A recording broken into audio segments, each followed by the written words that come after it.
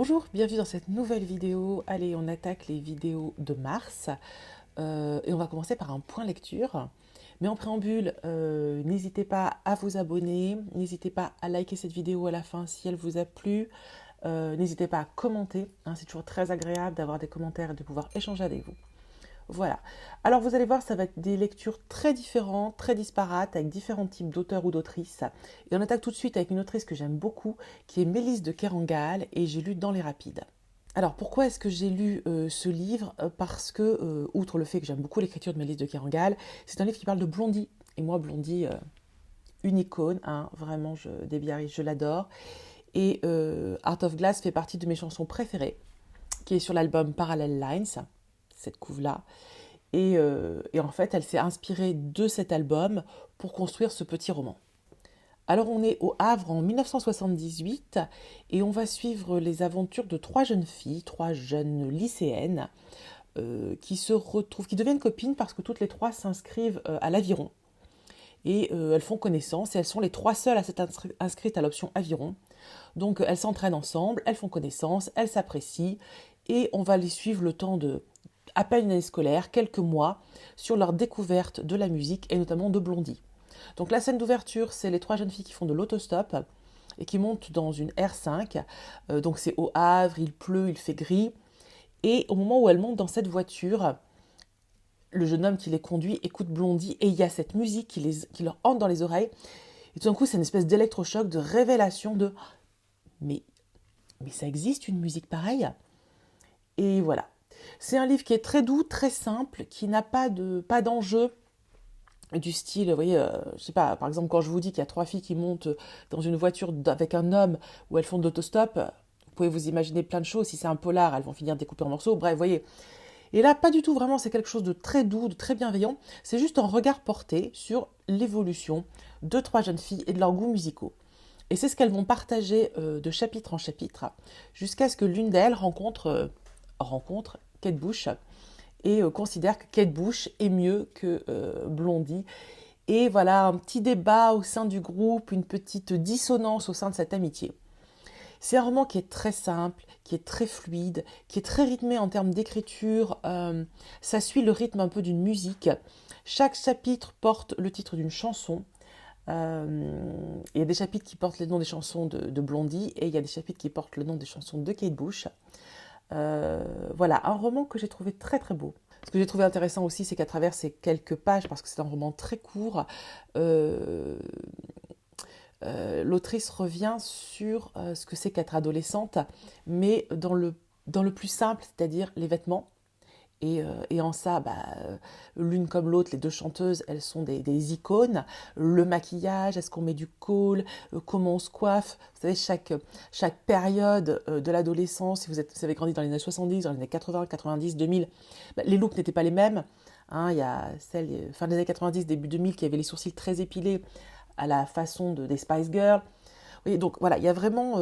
et là, on est sur une temporalité que j'aime beaucoup finalement, cette musique et ce look. Et ça m'a touchée parce que l'adolescence, ça touche tout le monde, parce que l'adolescence, on y est tous passés. Voilà. Donc c'est un livre qui est vraiment très très court, je crois qu'il fait 80 pages, il se lit très très vite. C'est le temps d'une heure, le temps d'une petite bulle, aller à la rencontre de ces jeunes filles, de l'adolescence, de notre adolescence, d'un univers qui est esthétique et qui est surtout musical. Voilà. Donc si vous aimez Blondie, ou si vous aimez Mélisse de Kerangal, et que vous avez envie de vous plonger dans cette lecture, pourquoi pas? Alors, le livre suivant, attention, sujet touchy, puisqu'on va parler d'Angélique Marquise des Anges. En préambule et avant de parler de ma chronique, je voulais revenir avec vous sur une aventure qui m'est arrivée sur Instagram. Moi, sur Instagram, j'ai très peu de suivi, hein, j'ai 1000 et quelques personnes, donc je suis assez tranquille. Hein. Je suis à l'abri des agresseurs, normalement. Et puis j'avais posté ma chronique d'Angélique en disant juste... Alors d'abord, j'ai fait une vignette avec toutes les couvertures qu'il y a eu de faites sur Angélique Marquise des Anges. Comme il y a eu plein de rééditions, quand c'est comme ça, j'aime bien faire une vignette avec toutes les couvertures. Je trouve ça assez esthétique, joli. Puis on voit les évolutions des couvertures suivant les modes et les époques.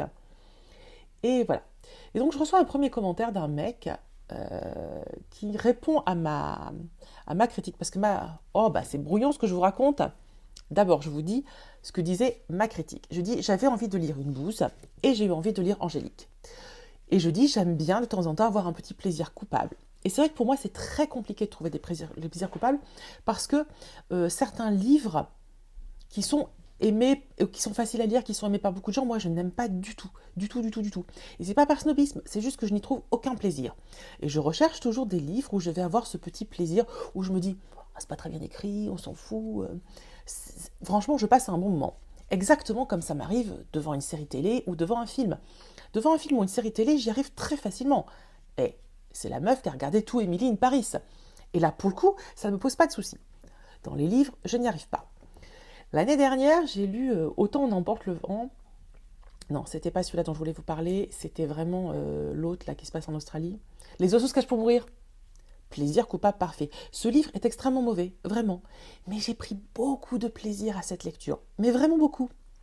Donc voilà, c'est ce que je cherche. Un livre dont je n'attends rien, dont je sais qu'il va avoir plein de défauts, mais dans lequel je vais prendre du plaisir. Et j'espérais que ce serait le cas avec Angélique. Et ça a été le cas. Donc, je commence ma chronique en disant que je voulais lire Un plaisir coupable. Et après, j'enchaîne en disant qu'en fait, ce livre m'a surprise parce que je l'ai trouvé hyper intéressant, hyper bien construit, que le personnage féminin m'a vraiment séduite. Voilà. Et dans les commentaires arrive un homme. Évidemment, c'est un homme. Arrive un homme en me disant « Ah ouais, alors, évidemment, un livre vendu à des millions d'exemplaires, c'est forcément une bouse, hein, t'y connais rien, ma pauvre. » La formulation était extrêmement agressive. Alors je lui dis « Bah, c'est pas parce qu'un livre s'est vendu à des millions d'exemplaires que ça en fait un chef-d'œuvre. Hein, si on devait tout comparer à l'aune du nombre de ventes, eh ben, on pourrait dire qu'aller manger un hamburger chez Machino, je ne citerai pas le nom, bah, c'est de la gastronomie, parce qu'ils en vendent plus que des grands plats des grands chefs français. Hein, voilà, on est d'accord. Donc non, c'est pas à ça qu'on compare. Donc je lui dis ça. Il le prend très mal. Il me traite, il me dit t'es qu'une conne. Bon, d'accord. Ok.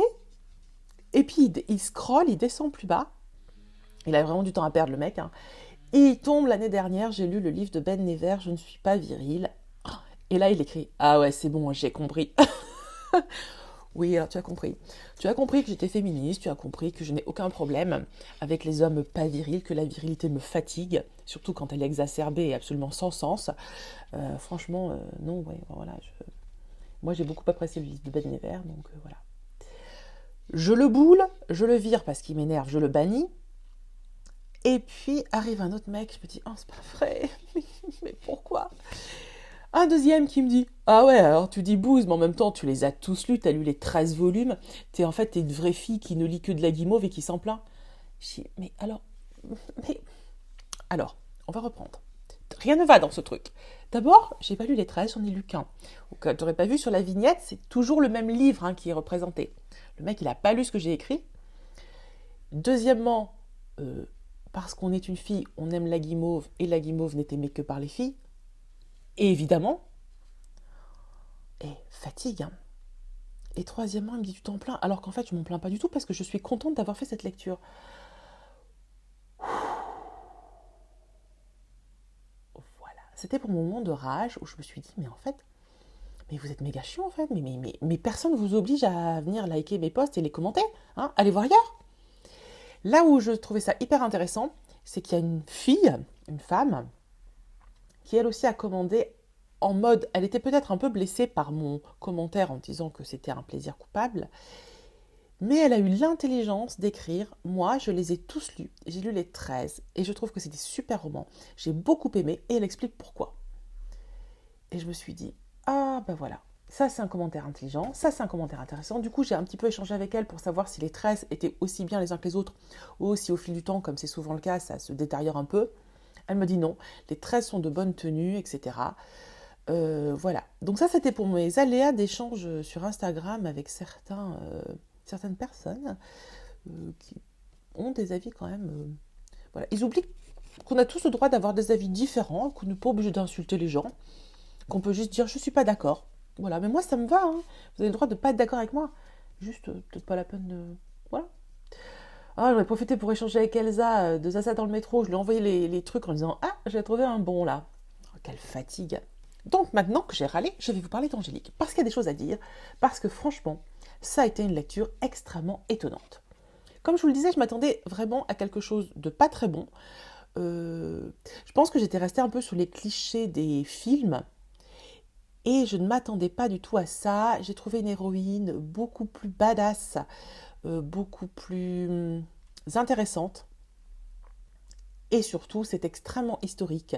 Donc voilà, ça se passe en Vendée, donc Vendée, terre catholique, et on suit en fait un petit peu au fond d'histoire la guerre entre les catholiques et les huguenots. Et voilà, et vous avez toute cette partie très historique, très intéressante, très bien amenée.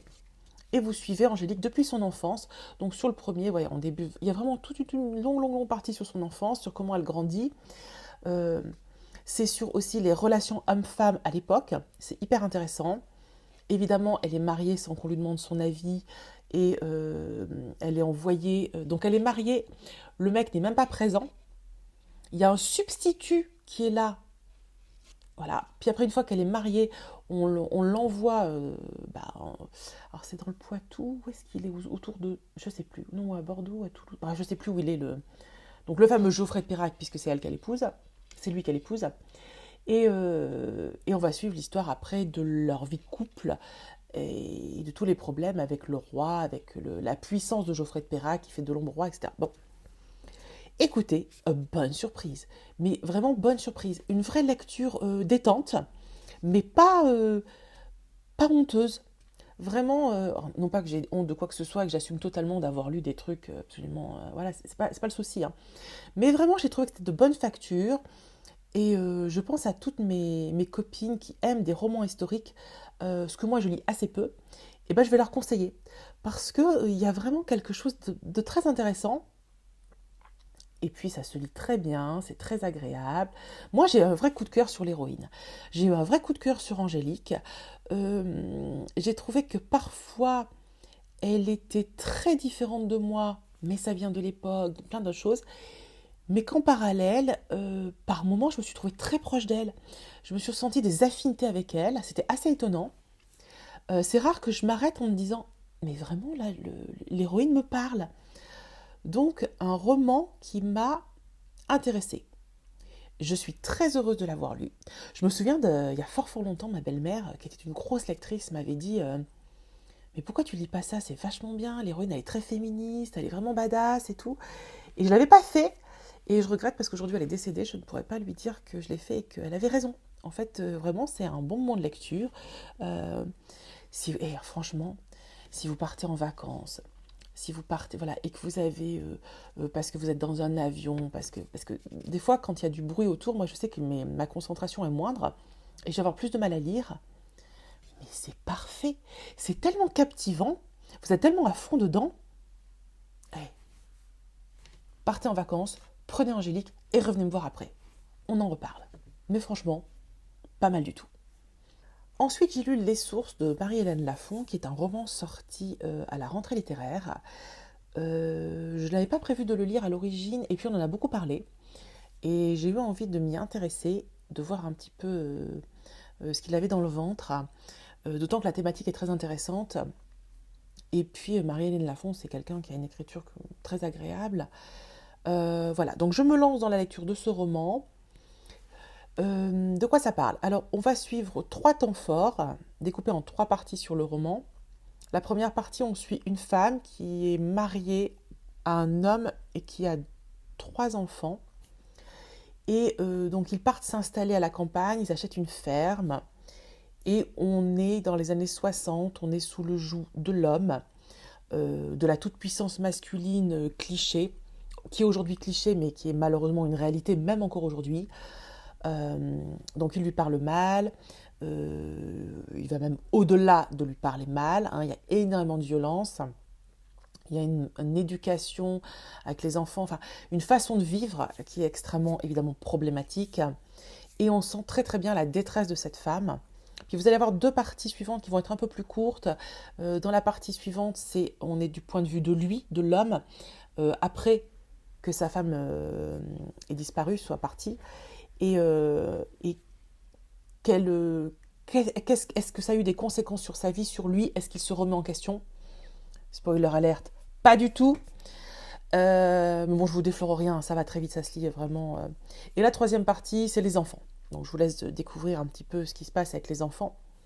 Mais l'idée, c'est d'avoir un moment autour de cette ferme, de cette maison. Alors, qu'est-ce que j'en ai pensé? Outre le fait que le sujet m'intéresse beaucoup et que c'est très bien écrit, que la pensée est juste, que les personnages sont justes, que la façon dont c'est amené est intéressante. Pour moi, c'est trop court. Ça manque de souffle. C'est pas assez. Voilà. Moi, comme vous savez, hein, on vous l'a vu si vous avez vu mes vidéos des 2 points de lecture de la rentrée littéraire d'hiver, là, de janvier, j'ai eu 2 énormes coups de cœur chez Gallmaster, Mercy Street et Éteindre la Lune, qui sont des romans américains qui abordent des sujets très forts, aussi intenses que l'avortement, que la perte d'enfants, voilà, des sujets aussi forts que celui de Marianne Lafont. Mais dans ces romans américains, il y a une espèce d'ampleur, de souffle, de trucs un peu énorme, très social, c'est très écrit, c'est très... Et là, il n'y a pas en fait. Et là, il n'y a pas. Alors, au-delà des qualités, au-delà de l'intérêt que j'ai pu porter à ce roman, pour moi, c'est pas assez. Ça m'a pas nourri. Et c'est drôle parce que j'ai cru que j'allais avoir cette pensée en lisant Le Besson. Ceci n'est pas un fait divers, il était très court aussi, et je me suis dit, je vais avoir le même problème. Et en fait, non. Sur Le Besson, j'ai vraiment trouvé que c'était hyper intéressant, hyper juste, et que malgré la courtesse, tout à fait, la petitesse, le peu de nombre de pages, eh bien, ça restait un roman hyper intéressant. Là, c'était vraiment trop léger à mon goût. C'était... Bon, ça reste de l'anecdotique. Et je suis même surprise qu'on en ait autant parlé parce que pour moi, c'est de l'anecdotique. On va avoir beaucoup parlé de ce roman et pas parler de romans incroyables comme Mercy Street. Et je me dis, bon, l'avantage c'est que c'est vite lu, mais je vais l'oublier. C'est sûr que je vais l'oublier. Quand à la fin de l'année, je ferai mon bilan de mes meilleures lectures, Mercy Street et Éteindre la Lune vont être dans les romans phares, c'est sûr, je vous le dis dès maintenant. Celui-ci sera oublié. Alors je m'interroge sur les choix des... Alors parce que des romans français peut-être, mais c'est des romans qui reçoivent beaucoup de prix et des fois je suis un peu surprise parce que ma grand-mère elle disait ça mange pas de pain. Bon, c'est vrai que ça mange pas de pain, mais ça va pas très loin. Voilà. Donc honnêtement, un peu déçue de ce roman. Voilà. Vous pouvez le lire, hein, ça vous prendra 1 heure. Vous me direz ce que vous en pensez. Si vous avez réussi à être ébahi, emballé par ce roman, malgré... mais comment on dit malgré sa petite... Pardon. Et elle n'a pas fait de vidéo depuis 1 mois. Et ça se sent. Ça se sent. Vous savez, moi, je fais mes vidéos par paquet. C'est-à-dire que moi, j'ai pas le temps de tourner une vidéo par semaine. Hein. Moi, j'ai un travail à plein temps. Voilà. Donc, je prépare mes vidéos dans ma tête. Ensuite, quand j'ai un temps, je les écris toutes. Alors, écrit ou pas écrit, hein, les points lecture, c'est plus écrit que d'autres choses. Mais tout est tracé. Et ensuite, j'installe les lumières et tout le team. Et là, j'en tourne 2, 3, 4 d'affilée. Et là, c'est la première, après la reprise, après 1 mois. Est-ce que vous sentez que ça panouille? Ça panouille. Bref, voilà, pas un roman de foufou, quoi. Un peu déçue. Et on arrive à la dernière lecture. Et oui, c'est encore un roman très court, puisqu'il s'agit de L'accompagnatrice de Nina Berberova. Et ceux qui me suivent assidûment savent que je l'ai mis dans je ne sais combien de piles à lire, celui-ci. Je l'avais mis dans l'été, je l'avais mis dans Mars au féminin l'année d'avant, je l'avais mis... Je me demande si je ne l'ai pas remis dans ma vidéo de Mars au féminin, qui a dû sortir la semaine dernière, alors que, en fait, je l'ai lu avant Mars, évidemment.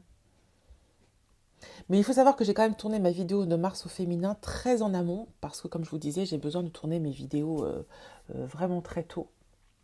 Et du coup, des fois, il m'arrive de mettre des piles à lire, et quand je vous les poste, en fait, j'ai déjà lu certains livres. Et donc, on termine ce point lecture avec une excellente lecture qui est donc L'accompagnatrice de Nina Berberova. C'est l'histoire d'une jeune femme, au début du livre, d'une enfant, qui est élevée par sa mère pianiste. Et on va la suivre en fait au cours de son chemin de vie. de son errance. Donc sa mère, elle a élevé alors qu'elle n'a pas de père, ce qui est extrêmement mal vu, parce qu'on est en 1919, hein, je ne dis pas d'ânerie. Ouais, c'est en 1919 en Russie, autant vous dire que faire un enfant sans père, extrêmement bienvenu.